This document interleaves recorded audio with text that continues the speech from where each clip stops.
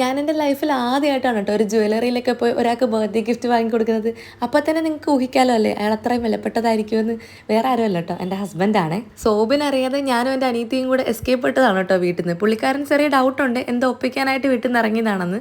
അങ്ങനെ അതേ ഞങ്ങൾ ജ്വല്ലറിയിൽ വന്നു. ഞാനൊരു ഹാൻഡ് ചെയിൻ വാങ്ങിക്കാനായിരുന്നു കേട്ടോ വന്നത്. സിൽവർ ഹാൻഡ് ചെയിൻ ആയിരുന്നു.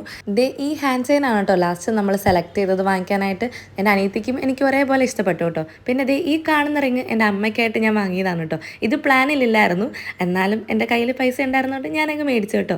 അങ്ങനെ പ്രിയപ്പെട്ട 2 പേർക്കുള്ള സമ്മാനം വാങ്ങാൻ പറ്റിയതിൻ്റെ സന്തോഷത്തിൽ ഞാൻ അവിടെ നിന്ന് ഇറങ്ങി കേട്ടോ. മമ്മിക്കുള്ള റിങ്ങും വാങ്ങി, സോബിനുള്ള ഹാൻഡ് ചെയിനും വാങ്ങി കേട്ടോ. രാത്രി 12 മണിക്ക് ഞങ്ങൾ കേക്കൊക്കെ കട്ട് ചെയ്തു. വരുന്ന മണിക്ക് കേക്ക് വാങ്ങിയായിരുന്നു കേട്ടോ, അത് കാണിക്കാൻ മറന്നുപോയി. അങ്ങനെ കേക്കൊക്കെ വാങ്ങി ഞങ്ങൾ രാത്രി 12 മണിക്ക് തന്നെ കട്ട് ചെയ്തു കേട്ടോ. സോബിൻ പിന്നെയാണ് പറയുന്നത് ഞങ്ങൾ കേക്ക് വാങ്ങിക്കാൻ പോയതാണെന്നാണ് പുള്ളിക്കാരൻ വിചാരിച്ചിരുന്നത്. ഗിഫ്റ്റ് ഒരിക്കലും പ്രതീക്ഷിച്ചില്ല കേട്ടോ ഞാൻ കൊടുക്കുമെന്നും, അതും ഇത്രയേറെ വിലപ്പെട്ട ഗിഫ്റ്റ് കൊടുക്കുമെന്ന് വിചാരിച്ചില്ല. ഞാൻ നോർമലി ഷർട്ടോ ടീഷർട്ടോ അങ്ങനെ എന്തെങ്കിലുമൊക്കെയാണ് കേട്ടോ കൊടുക്കുന്നത്.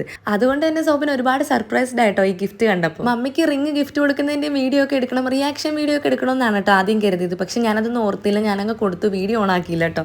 അങ്ങനെ ചെയിനൊക്കെ എന്നെ ഇട്ട് കാണിച്ചു കേട്ടോ. ചെയിൻ ഇട്ട് കാണിച്ചപ്പോൾ എനിക്ക് ഒരുപാട് സന്തോഷമായി. ഒരിക്കലും കൈ നൂരരുതെന്ന് പറഞ്ഞാണ് കേട്ടോ ഞാൻ ഇട്ട് കൊടുത്തത്. അപ്പോൾ ഇതൊക്കെയായിരുന്നു ഈ വർഷത്തെ ബർത്ത്ഡേ സെലിബ്രേഷൻസ്. അപ്പോൾ അടുത്ത വീഡിയോയിൽ കാണാം.